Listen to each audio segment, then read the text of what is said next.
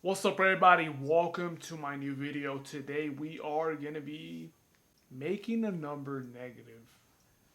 And this one most likely can just be done here. So all we got to return is num. Wait, it has to always be negative? Hold on, that changes it.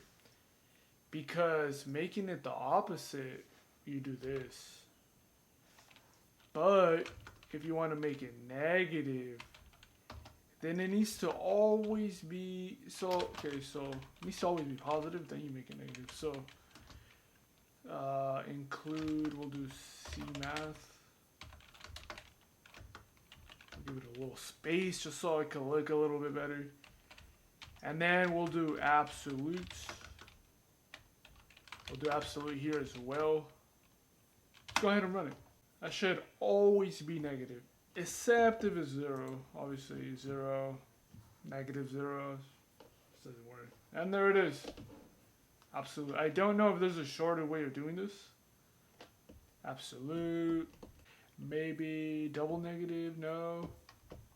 I don't know. Let's submit it. Let's see how other people solved it. Ah, I see. Is it greater than 0? ABS.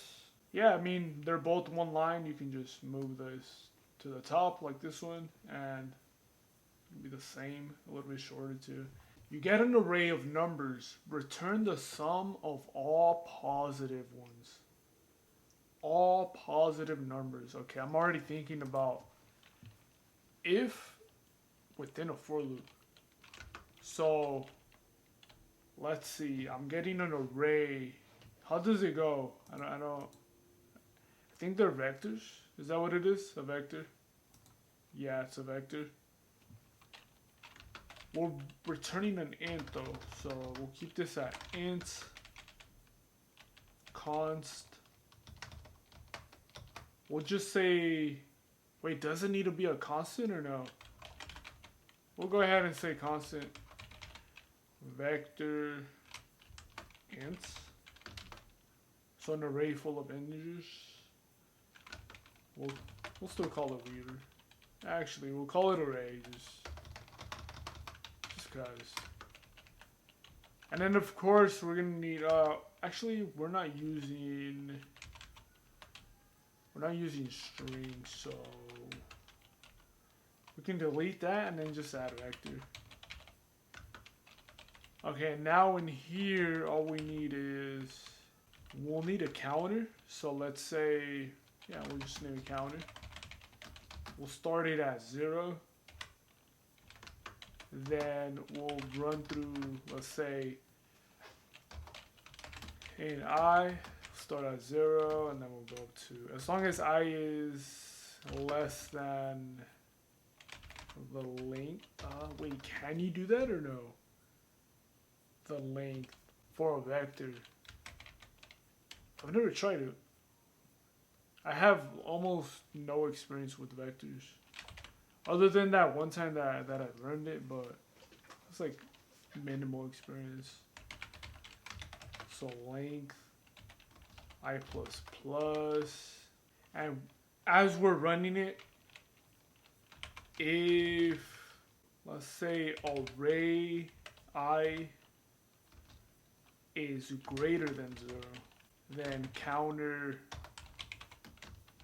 plus equals array I, like that. And then we just return the counter and we should be good. But yeah, I don't know if vectors have some sort of a length function. Hopefully they do. Let's go ahead and compile it, at least attempt to compile it. Okay, it does not compile, and the reason is I'm calling it a little bit differently here. I need to call it with the vector, of course. So vector int, and it's just with curly brackets. So we'll just say, well, actually, we'll do the second one. So 1 and 2, 3, 4, 5. So it should be 13. let's recompile it. It does not get the length. So we need to find the length of it. How do we get the length? I think I've done it before and I just don't remember how. We're gonna resort to Google. Okay, so for vectors, to get the length, all you need is size. Let's try it out. Wait, before I go, do I need size? What is it? Oh, okay. So yeah, so just like length. Call it as a, we know with the parentheses, but you don't really need like a parameter or anything. I'll see if it compiles now. Okay, still not compiling. Something to do right here, line 25. We'll go ahead and continue this on another video. Should need to